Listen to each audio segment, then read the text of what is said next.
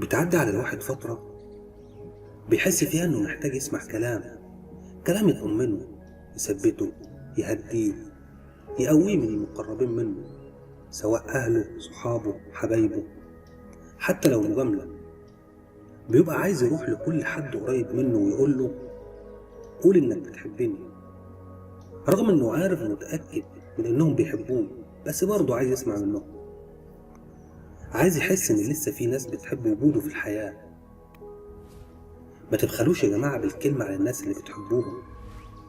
والله الكلمة الحلوة اللي بتتقال فجأة لأصحابكم أو أهاليكم بتطمن، وممكن تغير من يومه وتشقلبه من حزن لفرح. اتكلموا. الكلام مش بفلوس، الكلام ببلاش.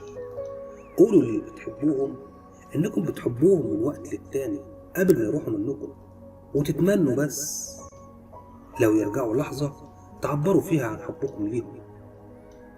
استغلوا وجود حبايبكم معاكم وسطيكم قبل فوات الأوان. دمتم بخير.